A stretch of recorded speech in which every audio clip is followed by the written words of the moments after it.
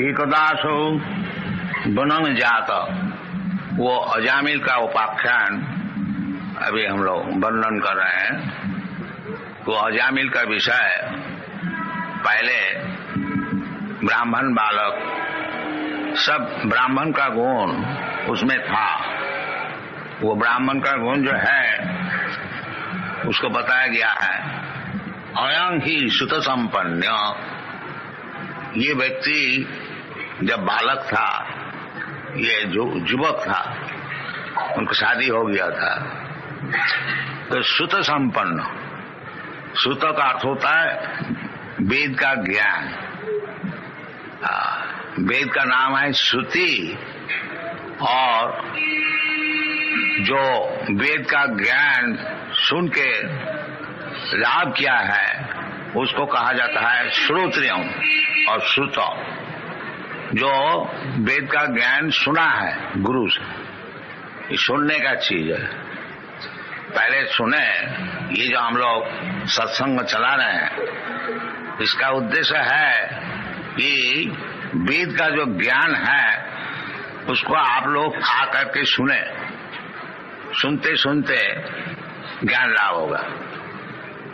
पढ़ने का भी जरूरत नहीं है। कोई अगर पढ़ने को लिखने को नहीं जानता है तो उसको ज्ञान कैसा होगा? सुन के होगा। भगवान कान दिया है। असल में पहले वेद का ज्ञान सब कोई गुरु से सुन करके ही सीखता था। लिखित पुस्तक नहीं था। लिखित पुस्तक, ये कलियुग का प्रारंभ में व्यासदेव देखा कि कलियुग में स्मरण शक्ति कम हो जाएगा, इसीलिए केवल सुन करके उसका ज्ञान लाभ नहीं होगा। वो किताब पढ़ना चाहिए, रखना चाहिए। इसलिए हम लोग इतनी किताबें सब छप रहा हूं कि केवल इधर कभी कभी आप लोग आए, सुन करके चले गए। ये केवल इधर कभी कभी आप लोग आए, सुन करके चले गए, उसमें काम नहीं बनेगा। किताब पढ़िए से, किताब पढ़ने से वेद का ज्ञान लाभ होगा। इसलिए ये जो ब्राह्मण बालक अजामिल, आज इनकी इतनी दुर्दशा हुई है, उसका कारण ये जमराज का जो दूत है बता रहे हैं कि ये व्यक्ति पहले जैसा ब्राह्मण का गुण होना चाहिए वो सब इनका था। क्या है? न सुत संपन्न, अच्छी तरह से वेद का ज्ञान सुना हुआ था। संपन्न माने आखिरी तक सुना था, 4 वेद का विषय में। और शील वृत्त गुणालय, और व्यवहारिक काम में भी बड़ा सज्जन और सद्गुण सब इनमें था। शील सत्व गुणालय, धृतव्रत। और धृतव्रत का अर्थ होता है जो काम करना है उसको व्रत धारण के किया जाए, यानी फुल डिटर्मिनेशन। धृतव्रत। भगवद गीता में भगवान कहते हैं महात्मानुस्तपान प्रार्थ दैवी प्रकृति मास्थित भजंती दृढ़व्रत। द वर्ड इज, ये शब्द का बताया है दृढ़व्रत और दृढ़व्रत। दृढ़ मीन निश्चित, सवेरे 4 बजे उठना है निश्चित, उसमें कोई फर्क नहीं पड़ेगा।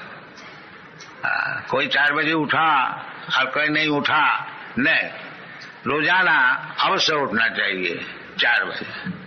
उसका नाम है धृतव्रत और दृढ़व्रत। ये नहीं जो ऑकेजनली कभी कभी हम उठ जाते 4 बजे, नहीं, रोजाना उठना चाहिए। ये ब्राह्मण का काम है। धृतव्रत मृदु,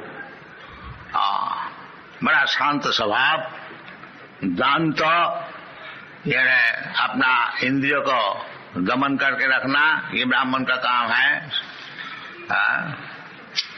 सम धम, मन को स्थिर रखना, इंद्रियों को स्थिर रखना, समो दमो तितिक्षा, ये सब सीखना चाहिए। तो इसीलिए बताया था निदुदांत सत्ववान। सत्ववान का अर्थ होता है कभी झूठ नहीं बोलता। सत्ववान मंत्रविद, और वेद का मंत्र सब कंठस्थ और शुचि, बड़ा शुचि संपन्न, neat and clean, thrice taking bath, 3 दफे स्नान करते हैं, कपड़ा और शरीर खूब शुद्ध रखते हैं। और गुरु, अग्नि, अतिथि, विद्याना, ये 3 वस्तु को सत्कार करना, गुरु को देख करके ही नमस्कार करना चाहिए, दंडवत। और अग्नि, इन्हें रोजाना यज्ञ करना चाहिए। और अतिथि, कोई व्यक्ति अचानक घर में आ जाए, उनकी सेवा करनी चाहिए। और वृद्धानाम, और विशेष करके वृद्ध व्यक्ति को खूब अच्छी तरह से सम्मान करना, उसको संतुष्ट करना, ये सब गुण है। और शुश्रूषु अनहंकृत, ये ब्राह्मण बालक ये सब करते थे, और अहंकार भी नहीं, जो हम इतना करने वाला है। अनहंकृत, सर्वभूत सुहित, और सबके लिए सुहित, यानी उसको अच्छा सोचना, सबके लिए, सबका मंगल हो, सर्वे सुखी न भवन्तु, ये सब मनुष्य का सद्गुण है।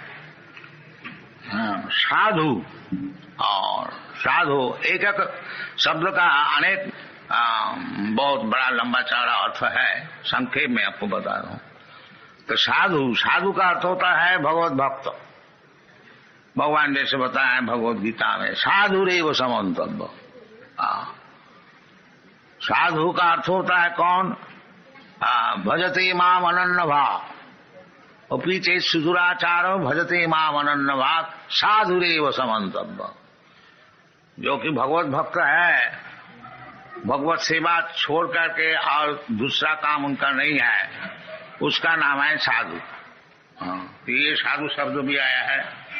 मितवाग, और ज्यादा अनशन बकता नहीं। ये भक्त का उचित है कि केवल भगवान का ही नाम कीर्तन करें। अनशन बकने से खाली परमायु हानि होती है, उसमें कुछ लाभ नहीं है। इसलिए शास्त्र में कहता है वाचांसी वैकुंठ गुणानुवर्णन। यदि आप बात करें, बातचीत करें, तो वैकुंठ जो भगवान है उनका विषय करें। वो सिनेमा एक्ट्रेस का विषय नहीं। श्रवणम कीर्तनम विष्णु। अगर बातचीत करें, श्रवण, किसी का विषय श्रवण करना है तो भगवान विष्णु का विषय श्रवण कीजिए। और किसी का विषय कुछ बोलना है तो वो भगवान का विषय ही बोलिए। श्रवणम कीर्तनम विष्णु, वाचांसी वैकुंठ गुणानुवर्णन, सबई मन कृष्ण पदारविंद। इसका नाम है कृष्ण कॉन्शसनेस, कृष्ण भावनामृत। ये सब समय मन को भगवान का चरण में लगा के रखना। और भगवान खुद बताते हैं मन मना भव मद भक्त मत जाजी मांग नमस्कुरु। तो इसका नाम है जो कृष्ण कॉन्शसनेस। ये 4 बात, सब समय भगवान का चिंतन करना। इसलिए हम लोग सबसे अनुरोध करते हैं कि हरे कृष्णा नाम जपा कीजिए तो मन भगवान में लगेगा। हरे कृष्णा कृष्णा नाम तो सुन रहा है ना, तो सुनने से मन जाएगा उधर। ये मेडिटेशन है। हरे कृष्णा कृष्ण कृष्ण हरे हरे, मन मना। और वो करेगा कौन? मद भक्त। मन मना भव मद भक्त। बिना भक्त हुए वो हरे कृष्ण क्यों जपेगा? तो मन मना भव मद भक्त मद जाजी, मुझको पूजा करो। इसलिए भगवान खुद आए हैं मंदिर में। खूब अच्छे से सजाओ, भगवान को फूल चढ़ाओ, भगवान को भोग लगाओ, प्रसाद खाओ। ये सब शास्त्र में विधान दिया है। मन मना भव मद भक्तो मध्याजी मांग नमस्कुरु। अगर कुछ नहीं कर सकते हो एक दफे आकर के नमस्कार करके जाओ। बहुत सरल है, कोई मुश्किल नहीं है। बाकी हम लोग करने को नहीं चाहते। हाँ, हम लोग कहते हैं चलो जी मंदिर में जाके कर क्या होगा, चलो रेस्टोरेंट में चलो, एक कप चाय पिया जाए, बीड़ी फूका जाए। ये सब दुर्दशा क्यों ना हो। तो शास्त्र में जो विधि है उसको हम लोग मानते नहीं, उसको उल्लंघन करते हैं, तो उसको कभी सुख मिल सकता है नहीं। शास्त्र विधि मुत्सृज्य वर्तते काम कारत न सुखं सवामति, उसको कभी सुख नहीं मिलेगा। शास्त्र विधि को उल्लंघन करेंगे और हम सुखी रहेंगे, ये संभव नहीं है। हाँ, तो ये बालक, ब्राह्मण बालक, ये युवक 20-25 बरस उम्र, ये सब चीज सीख लिया था। हाँ, ब्राह्मण का घर में जन्म लेने का उपकार क्या है, दूसरे को सीखने पड़ता है। और ब्राह्मण का घर में जन्म होने से पिता माता का आचरण देखकर ये खुद ही सीख जाता, ये उपकार है। और ब्राह्मण का घर में जन्म हुआ और पिता माता का भी ब्राह्मण का आचार नहीं है तो बालक कैसे सीखे, और उसको सिखाया भी नहीं जाता स्कूल कॉलेज में भी, तो ये पतन हो गया। तो पतन होने का बहुत कारण है, और एक कारण ये बता रहे हैं कि एकदा असौ, वो जो अजामिल ब्राह्मण कुमार एक दफे बनंग जात वन में गया था। ये एक दिन नहीं, ये ब्राह्मण का काम है जो वन में बगीचा में जाकर के भगवान के लिए सब पुष्पादि संग्रह करे। भगवान बोलता है पत्रम पुष्पम फलम तोयम जो मी भक्त्या प्रजच्छति।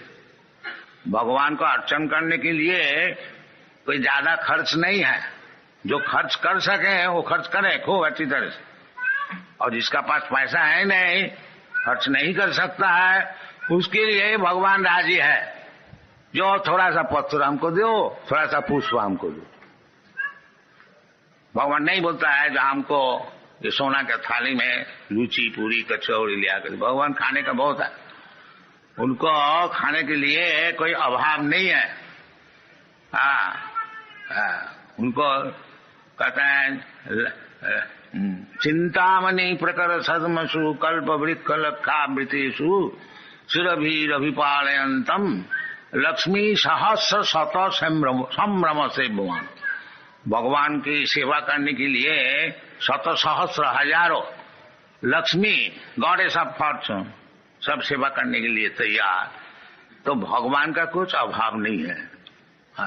भगवान ये बम्बई में जुहू में आके बैठ गए हैं, जो बेचारी खाने को है ही नहीं, इधर आपसे मांगने को आया, ये बात नहीं है। बात यह है कृपा करके आए हैं कि आप लोग मन मना भव मद भक्त मध्याजी मांग नमस्कुरु, ये सुविधाएं आपको देने के लिए आए हैं। और आप लोग चाहते हैं ये मंदिर किसी तरह से नहीं बने, भगवान इधर बैठ नहीं सके, ये आपकी प्रतिज्ञा है। भगवान बेचारी आए हैं आपको सुविधा देने के लिए, और आप लोग कृतनिश्चय है कि इधर मंदिर को होने को नहीं देंगे। जब कीर्तन होए पुलिस में एप्लीकेशन दो, और पुलिस साहब कहें कि कीर्तन इज न्यूसेंस, तो ये परिस्थिति है। इसका नाम है कलियुग। जो भगवान कहते हैं जदा जदा ही धर्मस्य ग्लानि भवति भारत तदात्मानं सृजामि हम। ये धर्म की ग्लानि जब होए तब हम खुद आते हैं कि हमारा कोई परम भक्त को भेजते हैं उनको उद्धार करने के लिए, और वो बेचारी आए भी तो आप लोग उसको बैठने को नहीं देंगे। ये परिस्थिति है। तो ये बालक ब्राह्मण का सब गुण वो सब लाभ किया था, परंतु एक दिन एक तो दासो बनंग जाता, वो वन में जाने का समय इसलिए वन में जाते हैं ना, पितृ संदेश कृत द्विज। पिताजी घर में बैठ के भगवान की अर्चना कर रहे हैं और पिताजी आदेश दिया है बेटा ये सब फूल और घास और तृण ये सब ले आओ। ब्राह्मण है, उनका पास ज्यादा तो पैसा है नहीं, बाकी भगवान कहते हैं जो हमको पत्र पुष्प दो, पैसा है नहीं तो क्या हुआ, पत्र पुष्प तो कहीं भी मिल जाएगा, घर में भी मिल सकता है, घर का बाहर में भी मिल सकता है। ये कोई बात नहीं है जो लुची पूरी हलवा देने से ही भगवान संतुष्ट रहेंगे। नहीं, भगवान कहते हैं पत्रम पुष्पम फलम तो यम जूमी भक्त्या प्रदत्ते तद हम अस्नामी, मैं इसको ग्रहण करता हूँ, खाता हूँ। और भगवान आपका हाथ में एक दफे खा लिया तो फिर आपको क्या अभाव होगी, तब तो आप सबसे बड़ा आदमी हो गया। ये सब उदाहरण है जो भगवान एक दफे जिसका हाथ से खा लिया था उसको कभी दारिद्रता नहीं रहेगा। शास्त्र में बताते हैं। आजकल सब कोई हम लोग को पूछते हैं जी भगवत भजन करके क्या होगा, आदमी सब गरीब है और उसको पहले खाने को चाहिए, और हम लोग एडवर्टाइज करते हैं जिसको खाने के लिए कोई संस्थान नहीं है, पहनने का कपड़ा नहीं है और रहने का जगह नहीं है, आइए हमारा पास, हम बम्बई में और अच्छी तरह से मकान बना रहे हैं, सब आइए रहिए। बाकी कोई नहीं आता, हमको परदेश से आदमी लाने पड़ता है मंदिर चलाने के लिए, कोई आते नहीं। ये बहुत खेद का बात है, जो भारतीय कृष्ण है उसमें भारतीय कोई आता नहीं, वो मिल में जाता है, इधर नहीं आता। तो हम लोग क्या करें, हम लोग तो खुशामदी कर रहे हैं कि आइए इधर रहिए, इधर भगवान का प्रसाद खाइए और कीर्तन कीजिए और सब चीज आपको मिल जाएगा। भगवान खुद कहते हैं तेषाम नित्याभियुक्तानाम योगो क्षेमं वहम। What is the first line? अनन्य चिंतयन्तं मां जीजनापद्युपासते तेषाम नित्याभियुक्तानाम योगक्षेमं वहामि अहम। यदि आप अनन्य चिंतन केवल भगवान की चिंतन में नियुक्त रहे, अनन्य चिंतन तो अनन्य चिंतन जैसा ही कृष्ण कॉन्शियसनेस मूवमेंट जो हम लोग सिखाते हैं, अनन्य चिंतन सब समय 24 आवर्स 24 घंटा केवल भगवान का चिंतन और कोई चिंतन नहीं। जो कुछ काम किया जाए सब भगवान के लिए। इधर होता है एक्चुअली, आप लोग सब देखिए, हम लोग ऐसे नहीं है बैठ के रहते हैं सोते हैं, नहीं, हम लोग मंदिर मार्जन करते हैं, भगवान को सजाते हैं, भगवान को भोग लगाते हैं और भोग लगाने के लिए अच्छी तरह से रसोई करते हैं और रसोई के लिए चीज हम मांग के ले आते हैं और भगवान के लिए किताब लिखते हैं और किताब भी फिर छपाते हैं, प्रेस में जाते हैं, इस तरह से अच्छी तरह से किताब छपा गया देखता है, फिर उसको बेचने के लिए कोशिश करते हैं। इसीलिए 24 घंटा हम लोग का एंगेजमेंट है, 24 आवर्स, एक मिनट भी समय नहीं है। इसका नाम है अनन्य चिंतन, और कुछ चिंता नहीं है, केवल भगवान का विषय।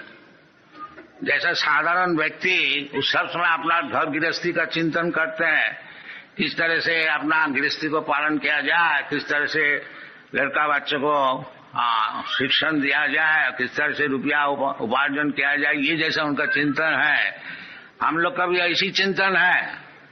बाकी भगवान के लिए, भगवान का मंदिर किस तरह से बनेगा, इतना क्यों लड़ाई हम लोग इधर करते हैं। हमारा 108 मंदिर है और एक अगर इधर नहीं हुआ तो 107 तो जरूर रह जाएगा, तो उसमें हमारा कुछ नुकसान नहीं है। बाकी हम लोग सोचते हैं जो ये भगवान का मंदिर, बम्बई इतना बड़ा भारी शहर है, क्यों अच्छी तरह से नहीं बनाया जाए, ये हम लोग कहते हैं। बाकी बाधाएं देते हैं, नहीं तुमको नहीं देगा, तो बाधाएं देने होने दीजिए, बाकी हम लोग चिंतन नहीं छोड़ेंगे। हमारा चिंतन चले, ये हमारा काम है। उसमें सफल होए और नहीं सफल है वो चिंतन है नहीं।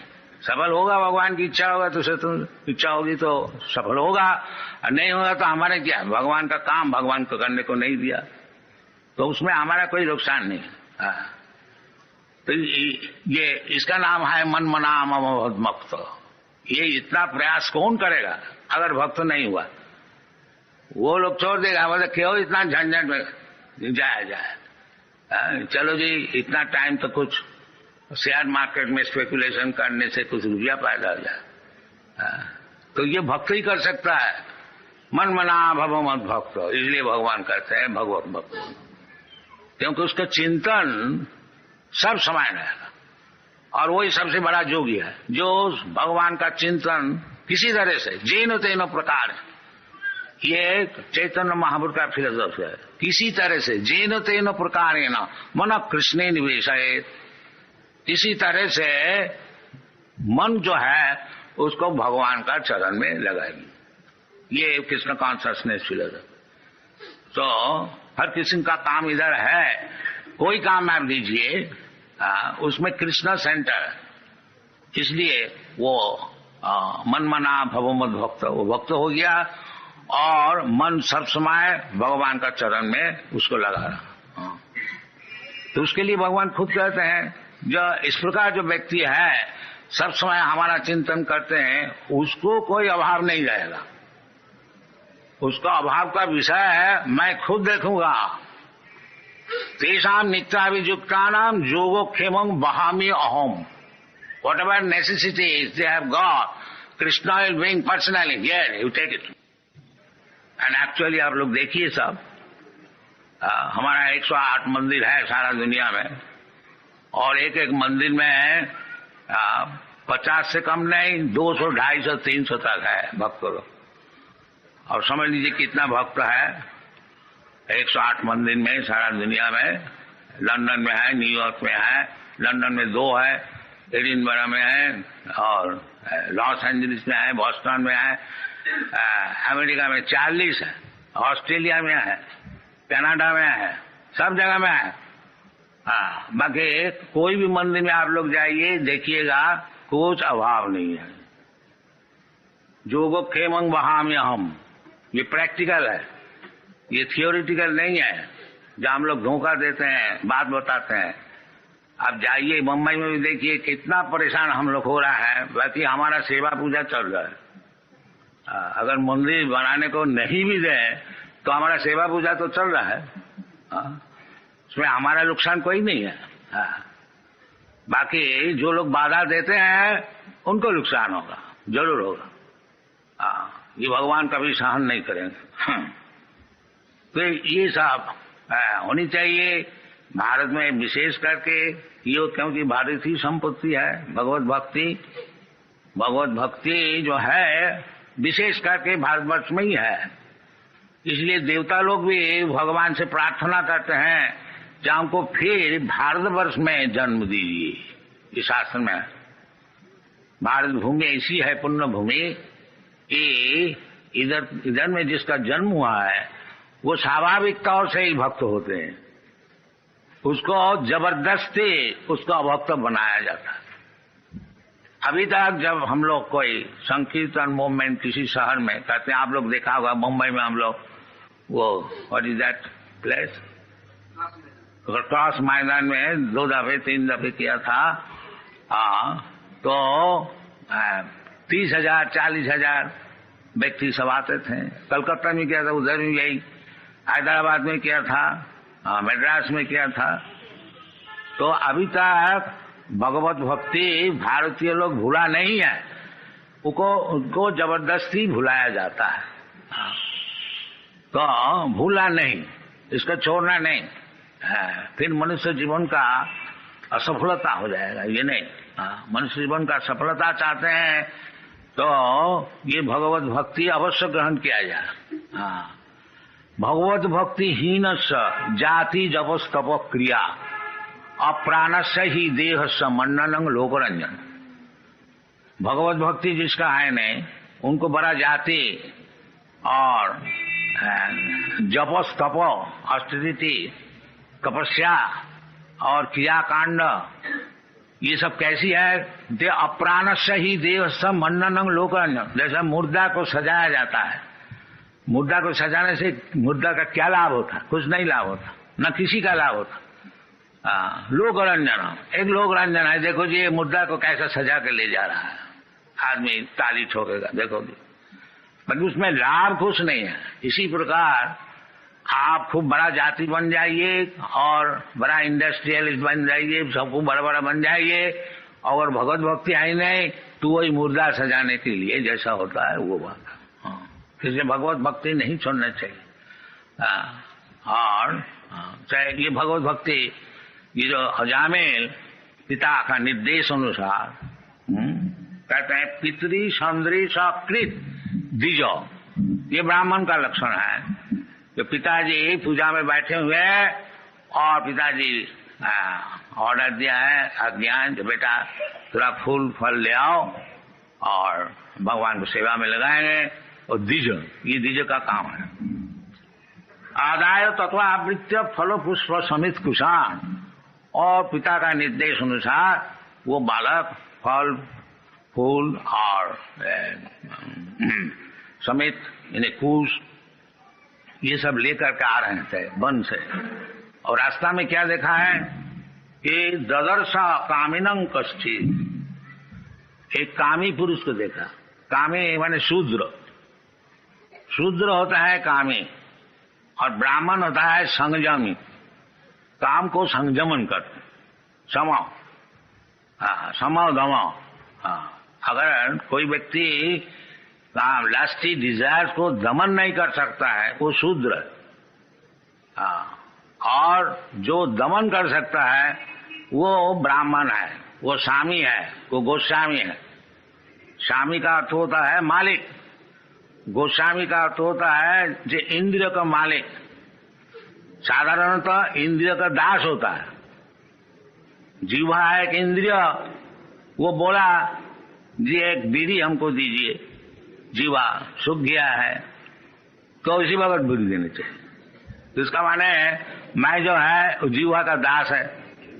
जीवा बीड़ी मांग रहे हैं, सिगरेट मांग रहे हैं, हम भी उसको दे रहे हैं। इसके माने हम तो समझते हैं मालिक है इंडिपेंडेंट, बाकी हम जीवा का दास है। और जब अब जीवा का दास नहीं हो गए, जीवा बोलता है हमको बीड़ी दीजिए, आप जब बोलेंगे नहीं बीड़ी दीजिए, तब अब जीवा का दास नहीं, गो का दास नहीं है, गो का स्वामी है, गोस्वामी, उसका नाम है गोस्वामी। जीवा एक इंद्र है, इंद्र का नाम होता है गो, और जब गो का दास हो जाते हैं तो गो दास, और जब गो का स्वामी हो जाते हैं तो गोस्वामी। इसका नाम गोस्वामी ये नहीं है, तो नाम में तो गोस्वामी है और है बीड़ी का दास। ऐसे काम नहीं चलेगा। गोस्वामी का अर्थ होता है जो गो का स्वामी है। स्वामी जो टाइटल दिया जाता है सन्यासी को, इसका मतलब है जो सब इंद्रियों का स्वामी है, इंद्रिय का दास नहीं है।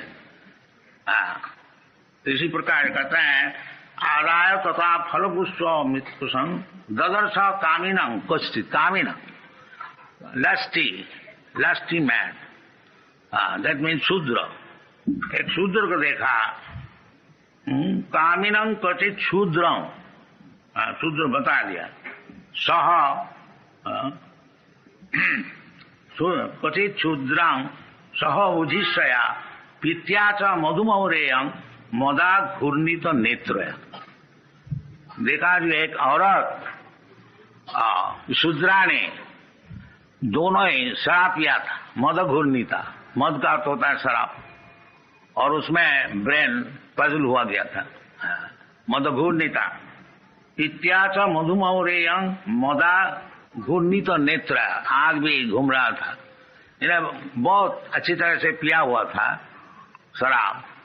आजकल तो इसमें इनकरेजमेंट दिया जाता है, जाइए इधर शराब का दुकान है, बाकी ये सब शूद्र का काम है। ये ब्राह्मण का काम नहीं है, ये शूद्र का काम है। मत्तया श्रित विश्रित निव्या, और वो कपड़े भी सब ढीला हो गया था। हाँ, विश्वथ निव्या व्यपीत निरपत्रम, और दोनों मिलकर के वो आलिंगन चुंबन आदि सब कर रहे थे पब्लिक रोड में, निरपत्र, कोई लज्जा नहीं, बिल्कुल लज्जा नहीं, निरपत्र। किरंतम अनुगायंतम, ऐसे सब काम कर रहे थे और वो सिनेमा का गान भी गाते थे। उस समय सिनेमा शायद नहीं था, तो अनुगायंतम ऐसी कुछ lust invoking songs they are singing, हसंतम and laughing and smiling and अनंतिके, बस कोई बाधाएं नहीं। ये एक औरत और एक शूद्र और एक शूद्रानी को देखा। ये ब्राह्मण देखिए इतना क्वालिफाइड है, इतना क्वालिफाइड होते हुए भी सामने में जब देखता है तो उसका मन जरूर विचलित हो जाता है। वो तो बालक है, युवक है, और एक ब्राह्मण बालक एकोदा कभी ऐसा देख करके कितना उनका पतन हुआ था वो तो आगे मालूम होगा। और हम लोग रोजाना देखते हैं,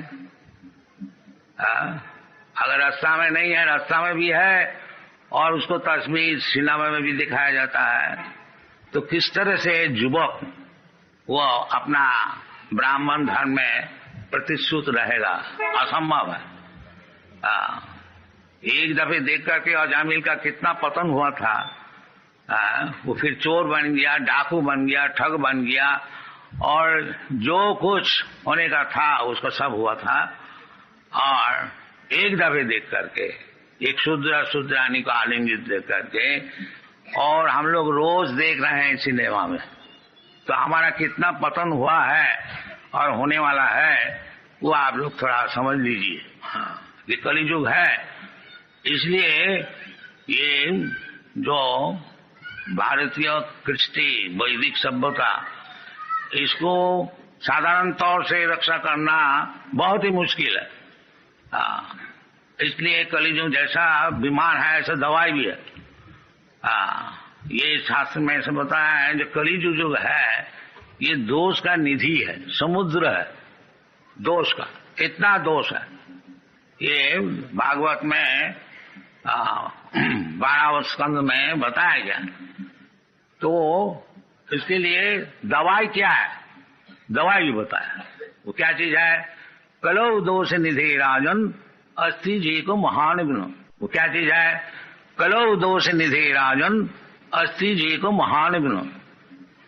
महाराज परीक्षित, कलियुग में सब तो दोष ही दोष है, बाकी उसमें एक महान गुण है। वो क्या गुण है? न कीर्तनादेव कृष्ण स मुक्त संग परम ब्रजेत। केवल कृष्ण कीर्तन करके, हरे कृष्ण नाम जप करके वो सब पाप से मुक्त हो जाता है और फिर वैकुंठ में जा सकता है। ये हरे कृष्ण मूवमेंट का ये तात्पर्य है। जो ये सब जो पतन हुआ है, कलौ अस्मिन् युगे जना प्रायेण अल्प आयुष, ये कलियुग में सभी प्राय अल्प आयु होते हैं। और आयु कमते ही जाता है, आस्ते आस्ते इतना कम हो जाएगा कि आगे जाकर के 20 से 30 वर्ष तक अगर जिएगा उसको बहुत बुढ़ा माना जाएगा। ऐसा शास्त्र में लिखा है। अभी तो 50-60 तक ही है, इंडिया का एवरेज एज है 35 ईयर्स और समथिंग लाइक। तो प्राय न अल्प आयुष, ये कलियुग में सब अल्प आयु हो गए। और प्राय न अल्प आयुष कलौ अस्मिन् युगे जना, और पारमार्थिक ज्ञान लाभ करने के लिए, मुक्ति होने के लिए इसको प्रयास नहीं जाएगा। तो इस स्थिति में शास्त्र में इसीलिए बताया है, जो हरे नाम हरे नाम हरे नाम इव केवलम कलो नास्तेव नास्तेव नास्तेव गतिरन्यथा। कलियुग में ये यदि कोई उद्धार होने को चाहते हैं, लिबरेटेड, लिबरेटेड का अर्थ होता है कि ये जो जन्म मृत्यु है, जड़ा व्याधि, ये स्वाभाविक नहीं है, अस्वाभाविक है। जीव जो है नित्य शाश्वतोयं, ये तो नित्य है, ये मरने वाला नहीं है, शाश्वत। न हन्नते हन्नमाने शरीरे, और ये शरीर जो उपस्थित शरीर है ये नष्ट हो जाने से जीवात्मा नष्ट नहीं होता, उसका और एक शरीर मिलता। तथा देहांतर प्राप्ति, तो यदि मैं और आप सब नित्य है और भगवान भी नित्य है, नित्य नित्यानांग चेतनस चेतनानाम, भगवान भी नित्य वस्तु है, चेतन वस्तु है, और हम लोग भी नित्य वस्तु है, चेतन वस्तु। तो भगवान चाहते हैं कि तुम जो नित्य वस्तु है, तुम्हारा जन्म मरण नहीं है, तुम जो जन्म मरण माला में फंसे हुए हैं, इससे निकल आओ। इसका नाम है मुक्ति, इसका नाम है मुक्ति। मुक्ति परेशान स्वरूपेण अवस्थिति, मुक्ति हित्या अन्यथा रूपम स्वरूपेण अवस्थिति। ये मुक्ति का विश्लेषण है कि अभी हम लोग स्वरूप भूल गया। स्वरूप हमारा है, हम कभी मरने वाला नहीं है, और अभी हम मरते हैं। एक शरीर पलट के और एक शरीर ग्रहण करते हैं, फिर शरीर 84 लाख जोनी है, उसमें घूमते फिरते हैं। ये हमारा बंधन, ये बंधन से मुक्त होने से उसको मुक्ति कहा जाता है। स्वरूपेण अवस्थिति, स्वरूप का अर्थ होता है हम मरने वाला नहीं है। जन्म मृत्यु जरा व्याधि दुख दोषानुदर्शन, इसलिए भगवान कहते तुम सब दुख तो सब हल किया है। ये असल तुम्हारा जो दुख है ये जन्म मृत्यु जरा व्याधि, इसको हल करो। ये जो हमको 10, 20, 50, 100 वर्ष ज्यादा से ज्यादा छोड़ करके फिर मरने पड़ता है, फिर दूसरा शरीर ग्रहण करने पड़ता है, यही हमारा असल दुख है। और इससे जब हम मुक्त हो जाएंगे फिर हमको जन्म नहीं होने वाला है, मरण नहीं होने वाला। जिसका जन्म नहीं होता उसका मरण भी नहीं होता, उसको बार्धक्य भी नहीं होता है। तो जन्म होने से ये सब चीज होगा। तो ये कृष्ण कॉन्शियसनेस मूवमेंट है, ये भगवद गीता की शिक्षा है, जो जन्म मृत्यु से आप लोग सब मुक्त हो जाइए। और कैसे ना, केवल कृष्ण को समझिए, बस एक ही काम। जन्म कर्मम समे दिव्यम जो जानाति तत्व, जो कृष्णा अजोपी सन अव्ययात्मा, भगवान कहते हैं हम अजो होते हुए भी हम देवकी नंदन होते हैं, जसरा नंदन होते हैं। कुछ हमारा कारण है, तो ये कारण को कोई समझे। जन्म कर्म समेत दिव्यम जो जानाति तत्व, ये भगवान क्यों इधर मनुष्य का रूप से आते हैं और देवकी नंदन होते हैं, जसरा नंदन होते हैं, और फिर इधर लीला करते हैं, इसको समझो। जन्म कर्म दिव्यम, ये है दिव्यम, ये साधारण नहीं है। तो इसको अगर कोई समझ गया, जन्म कर्म में दिव्यम जो जानाति तत्व तात्ते, उसको क्या लाभ होता है? मुक्त हो जाता है। तत्ता देहंग पुनर्जन्म नहीं थी मामी थी कौन, उसको फिर ये शरीर छोड़ करके और भौतिक शरीर नहीं मिलता है। फिर किधर जाता? माँ में वो हमारे पास चले आते हैं वैकुंठ में। तो उधर जाने से जदगत्याना निवर्तन्ते तद्धामम परमम, जो वैकुंठ में जाने से फिर उसको लौटने नहीं पड़ता है, फिर उसको भौतिक शरीर धारण करने को नहीं पड़ता है, फिर वो निरंतर जीवन और ज्ञानमय जीवन और आनंदमय जीवन, आनंदमय अभ्यासात, तो इसको अर्जन करना चाहिए। ये इसलिए मनुष्य शरीर है। मनुष्य शरीर वो कुत्ता भेड़ी के लिए केवल खाया पिया और मजा किया और मर गया, ये मनुष्य शरीर नहीं है। मनुष्य शरीर इसलिए है ये भगवान को समझे। वो एक दिन हमको कोई पूछ रहा था जो मनुष्य जीवन का उद्देश्य क्या है? मनुष्य जीवन का उद्देश्य यही है जो भगवान का चरण में शरणागत हो जाओ, बस सब काम बन जाए। सर्वधर्मान परित्यज्य मामेकं शरणं व्रज। और उसमें क्या लाभ होगा? अहं त्वा सर्व पापेभ्यो मोक्षयिष्यामि मा शुच। आदमी का दुख होता है पाप से, और जो भगवान का शरणागत हो जाते हैं फिर उसका कोई दुख नहीं रहता है। अनन्य चिंतन माम जी जना पर्युभासते तीसाम नित्याभियुक्ता नाम योग क्षेमं वहाम। तो इस कृष्ण कॉन्शियसनेस मूवमेंट का ये तात्पर्य है कि किसी तरह से भगवान का चरण में शरणागत हो जाइए, फिर आपको सब दुख मिट जाएगा, कोई चीज का अभाव नहीं है। हम लोग सब अभाव के लिए सब समय परिश्रम करते हैं। मन षष्ठानि इंद्रियाणि प्रकृति स्थानी कर सकते, तो अभाव निर्वाह करने के लिए, उसको पूर्ण बनाने के लिए मन और इंद्रिय से हम लोग काम करते हैं। मन षष्ठानि इंद्रियाणि प्रकृति स्थानी कर सकते, सो प्रकृति में नहीं होगा। जैसा कोई आदमी जेल में है, वो जेल सुपरिटेंडेंट को अगर किसी तरह से सुखी करे तो उसमें उसको काम नहीं बनेगा। जब तक गवर्नमेंट उसको नहीं छोड़ देने का आज्ञा देता वो नहीं छूटे। तो इसीलिए हम लोग जो ये भौतिक जीवन में स्ट्रगल कर रहे हैं, मन षष्ठानि इंद्रियाणि प्रकृति स्थानी कर सकते ममई वांग से जीव भूत जीव लोक सनातन। भगवान कहते हैं जो जीव है, जीवात्मा, ये सब हमारा अंश है। बाकी वो इधर मन और इंद्रिय लोक के इंद्रिय द्वारा सुखी होने को चाहते हैं। मन षष्ठानि इंद्रियाणि प्रकृति स्थानी कर सकती माने struggling, but he is not happy.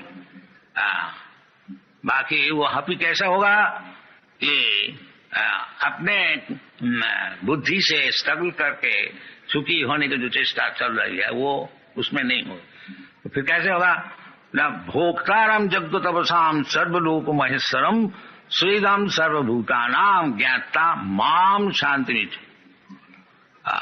वो जो मेंटल कॉन्कॉक्शन क्रिएशन करते हैं, ये प्लान किया जाए तो हम लोग सुखी हो जाएंगे, ये प्लान किया जाए तो वो कभी नहीं होगा। क्योंकि वो मन का प्लान है, वो भगवान का प्लान नहीं है। और दुनिया में भगवान का प्लान चलता है, हमारा मन का तुम्हारा मन का प्लान नहीं चलेगा। तो हम प्लान क्या है, जो हम खूब अच्छी तरह से मकान बनाए, बैंक बैलेंस बनाए और हम कभी मरेगा नहीं और इसको भोग करेंगे। बाकी भगवान का प्लान है तुमको मरना ही पड़ेगा, इसको सब छोड़ना ही पड़ेगा। तुम क्या प्लान बनाओगे? कुछ प्लान नहीं बनेगा। सर्वहरं मृत्यु अहम, भगवान बोलते हैं जब मृत्यु रूप से तुम्हारा सब चीज छीन लेंगे, बस कोई चीज तुम्हारा साथ नहीं जाएगा।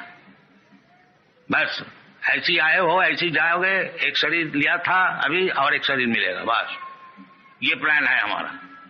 दैवी जैसा गुण वही ममो माया दुरुत्तया, ये भगवान की माया की प्लान है, इसको आप अतिक्रम नहीं कर सकेंगे। दुरुतिक्रम इट इज नॉट पॉसिबल।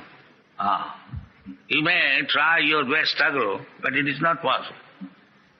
तो मामे जब प्रबद्धन्ते माया में तांग तरंती थे, जो भगवान का भक्त हो जाते हैं वो फिर नई प्लान बनाते हैं। वो तो भगवान का चरण में अपने को छोड़ देता है। जब भगवान आप ही का प्लान चलता है और अब आपका चरण में मुझको हम समर्पण कर दिया, जो प्लान आपको बनाना है बनाइए। Thank you very much. Hari